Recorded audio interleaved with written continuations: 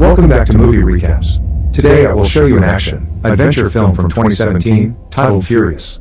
Spoilers ahead. Watch out and take care. In 1223, shortly after the Battle of the Kalka River between the Mongols and various Rus principalities, a group of Russian men are traveling through the forest to hunt. Two of them have brought their children, Nastya, a girl that likes to play the flute, and Kolevrod, a boy that dreams of becoming a warrior in the prince's guard. Unfortunately, they're suddenly ambushed by a group of Mongolian soldiers led by Commander Kostovrol. After losing her flute, Nastya takes a horse to town to ask for help while Kolevrod stays back, trying to fight as well. All the Russian men are killed and Kolevrod grabs two swords to defend himself, but before he can do anything, Kostovrol throws bolas at his neck and knocks him out. 14 years later, an adult Kolevrod wakes up tied to a bed with no memories and freaks out.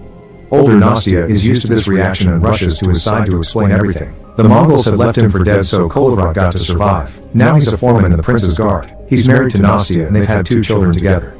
Hearing these words and walking around the house helps Kolevrod remember, but he doesn't even get to a breakfast before one of his soldiers, Karkan, comes to pick him up to go to the city walls.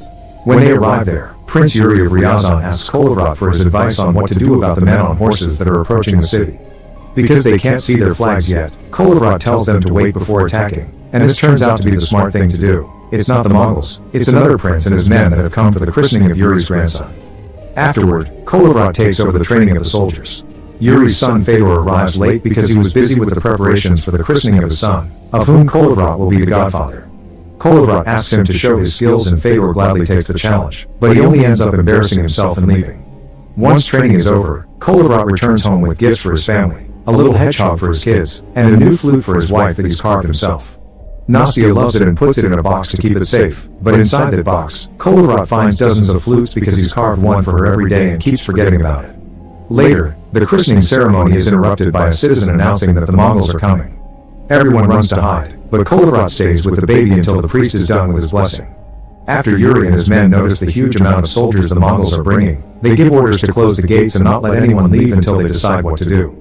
The prince holds a meeting to discuss the problem. Fedor thinks that their Russian warriors are better so they can defeat the Mongols even while outnumbered, while other advisors think they should pay tribute. This would leave the city poor, but at least they would survive. Yuri decides to buy time to see if they can ask neighboring cities for help, so he wants Fedor to take the best guards and go negotiate with the Mongols. Meanwhile, Kolevrod leaves the meeting in the middle of it to check the state of the city, where everyone is panicking and running to find shelter. He bumps into a medicine man called Zakar that begs Kolevrod to allow him to go out in exchange for potions, but Kolevrod reminds him that the city is surrounded and there's no escape. Afterward, he returns home only to find Yuri there with an order. Kolevrod must gather his men and go with Fedor to see the Mongols. Kolevrod doesn't think it's a good idea because of his memory issues, and Nastya agrees with him, breaking down into tears and begging the prince to reconsider. However, Kolevrod is the man Yuri trusts the most, so he doesn't change his mind. The soldiers gather near the gates to get going. Karkan is going as well, and since they'll need a translator, Kolevrod chooses Zakar to come too because he understands the Mongols' language. Still worried about her husband, Nastya brings over their maid Lada, who just learned how to help Kolevrod in the morning so she can go with him while Nastya stays home with the kids. Once their wagon is loaded with riches, the group takes off and travels to the Mongolian camp, where they're directed to the tent of their leader Badu Khan, grandson of Genghis Khan. Their offerings are well received, so they're invited to sit and share some drinks, and they take the chance to ask the Mongols what they want. Badu Khan says he wants nothing and the Russians came uninvited, but he's curious about their people, so he'll have Ryazan as his first Russian city. Every man that kneels to Badu Khan will be well fed, but Fedor replies by saying he wants to see Badu Khan kneel instead. This is taken as an insult, so Kolevrod, who has been staring at Badu's big map, stands up and comes in Fedor's defense, announcing their city will only be taken over their dead bodies. Badu Khan claims he'll never kneel for anyone, but he respects Kolevrod's guts, so he gives him a talisman with a letter of transit. This letter allows a person to walk through enemy territory without being attacked or harassed. Then, Badu Khan invites them to watch a little show while they enjoy their drinks. This is a trick to distract the Russians so the Mongols can ambush them, but the plan doesn't work. The table is being held by Russian slaves and they see the Mongols approach, so they warn their countrymen just in time. A fight ensues and Kolevrod takes everyone out of the tent, including the slaves, and they slash their way through a bunch of soldiers in order to steal some horses and run to the forest. Sadly, Fedor is hit by an arrow, so he decides to stay behind to buy his friend some time and is killed by Kostovrol. Badu Khan doesn't think they're worth pursuing and orders the horde to get ready for an attack instead. A few hours later, Kolevrod's group is having trouble crossing the forest because of an extreme snowstorm. Suddenly, they're approached by a giant bear, but the animal doesn't attack because it's under the control of fellow Russian Nestor. This man takes them to a huge cave so they can rest until the storm is over, but Kolodrat refuses to sleep and asks Nestor for a potion that can keep him awake for the sake of his memories. However, Nestor refuses to prepare such a thing because he thinks waking up every morning with no memories is a blessing that lets you start your life anew. Kolodrat tries his best to stay awake in front of the fire and realizes he still remembers the map he saw back in the tent, so he writes it down before he forgets. Once the weather calms down, the group leaves, leaving Nestor behind in his cave. However, by the time they return to Ryazan, it's too late. The Mongols have already destroyed the city. Most of the buildings have been hit by catapults. The main bell has fallen from its rope. Yuri was killed by archers. Fedor's wife decided to jump with the baby before getting caught, and Nastia with the kids stayed in the house until it collapsed from a fire. After finding the flute he carved among the ruins of his home, Kolodrat gathers his men and together they raise the bell again to make it ring so any survivors will come out from their hideouts. There aren't many people left, and various of these survivors are children. Suddenly, someone announces that the Mongols are coming to finish them off, so Kolodrat quickly makes a plan. While everyone hides, he stays under the bell and pretends to let the Mongols capture him, but as soon as they come closer, Kolodrat attacks.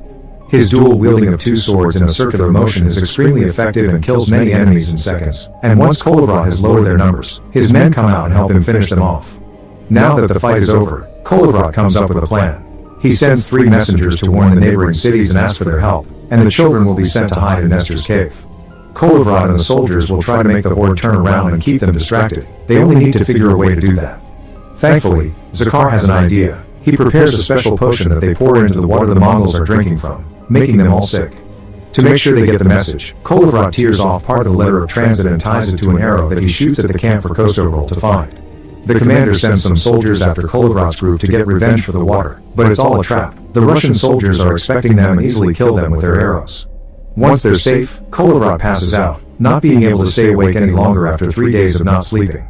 While the group sets up camp, Lada ties Kolodrat to a tree and watches over him while praying to the gods that he falls for her. When night falls, Lada wakes Kolodrat up so he can eat something. However, she unties him before she's done reciting all the important facts for him to remember, so Kolodrat escapes and attacks his friends. It takes quite a number of men to hold him down, and it's thanks to Karkan's words that Kolodrat comes to his senses. Then, Kolodrat apologizes to his brothers-in-arms and comforts a crying Lada. Meanwhile, 2 messengers safely leave the area and reach the neighboring cities, but when they talk to the princes, they refuse to help, preferring to stay behind and protect their homes. The 3rd messenger is hurt and passes out on top of the horse, so the animal gets lost and takes the wrong road. The following night, Kolodrat and his men sneak inside the Mongolian camp wearing costumes and face paint to make them think they're spirits. Some soldiers run away and the Russians kill the ones that don't too, then use the catapults to attack the Mongols with their own weapons. Before leaving, Kolodrat leaves another arrow with a piece of the letter so Kostovril knows who did this. As revenge, the Mongols capture the lost messenger to torture him. Kolodrat and his men hide in the forest and go to sleep early, confident that they'll get help in the morning. Lada tries to lay down next to Kolodrat, unaware he's awake, so when he turns to look at her, she thinks he's waking up and begins reciting the memories. This includes pretending to be Nastia, but Kolodrat calls out her lie before hugging her and reminding her she's all he's got left from home. When morning comes, Kolodrat goes deeper into the forest to check some weird noises, unaware that Lada is following him. That's how he finds the 3rd messenger's dead body, which was left there as a trap. Now Kolodrat finds himself surrounded by Mongols. While Lada runs back to camp to ask for help, Kostovril watches with awe how Kolodrat fights all the soldiers on his own as a snowstorm begins blowing around him. The commander tries to stop him with his bolas like he did years ago, but this time, Kolodrat stops them with his sword. As the storm gets worse, Nestor and the bear arrive, killing a bunch of Mongols and scaring the survivors away. When the soldiers return to their camp, they tell terrifying stories of what they just saw. Kostovril hadn't believed the trick of the spirits, but now he's seen Kolodrat command a storm and a bear, he's starting to believe as well. Badu Khan is disappointed by his men for believing such things and orders his army to turn around, determined to find a way to prove there's nothing magical about this war. Back to the Russians, Nestor frees the bear and joins Kolodrat's army. He's also brought a few men with him from nearby villages. The group celebrates when Karkan returns with some good news. Just like they planned, the Mongols are turning around and following them instead of going after the other cities. There's only one problem left. The sleigh full of children Nestor had been taking care of in his cave. Following Zakar's idea, Kolodrat decides that the group will stay behind and hold the line while Karkan takes Lada and the children to the river. There, they can host the sail on the sleigh and travel faster than any horse. This way, the survivors can rebuild a new Ryazan in the future. After the sleigh leaves, the men begin working on various traps and wait at the top of a hill for the Mongols to arrive. When Badu Khan finally gets there, He brings an immense army with him and wastes no time in sending some men after the Russians. This first attack fails because the soldiers fall for the traps and the archers, which make it difficult for the Mongols to climb up the hill. Meanwhile, Kharkhan finds the road blocked, so he frees the horse and asks Lada and the kids to help him push the sleigh through. The battle at the hill continues. The Mongols shoot their arrows too, and after taking down a few Russians, they finally climb up and begin fighting Kolovrat's men hand to hand. Nestor and Zakar die while Kostovril comes for their leader, but Kolovrat easily defeats him with a clean cut of his two swords. The Mongols still outnumber them though, so the Russian soldiers slowly fall one by one, but at least they protect the hilltop long enough for Kharkhan to reach the river. However, he finds a little problem. The knot around the sail is frozen and they don't have any fire. Lada makes the kids breathe over the frost, which frees the rope and allows them to release the sail, so now they can escape safely. With only a few men left, Kolovrat defeats the remaining Mongols at the top of the hill and puts up his flag. Babu Khan feels like they're being ridiculed and sends a messenger to find out what the Russians want, but Kolovrat gives him back the same words they received a few days ago. They want nothing and the Mongols came here uninvited. As a furious Babu Khan orders his men to fire the catapults, Kolovrat notices the sleigh sail at the river, celebrating the survivors have managed to escape right before he's knocked out by a rock. When he wakes up seconds later, Kolovrat has all his memories, but finds all his men dead. As a last honorable move, he goes down the hill, protecting himself from any attack by showing the talisman. Kolovrat falls to the ground and tells Babu Khan one day his people will have their revenge, then drops the talisman on the snow, asking the Mongolian leader to take it back. Babu Khan does as asked and Kolovrat smirks, pointing out he did make Babu Khan kneel for him after all before dying. Babu Khan is impressed by Kolovrat's heroics, saying this would be the warrior he trusted the most if he were one of his, then asks his men to give him a hero's burial. 5 years later, Kharkhan is the leader of the Novgorod Vladimir army.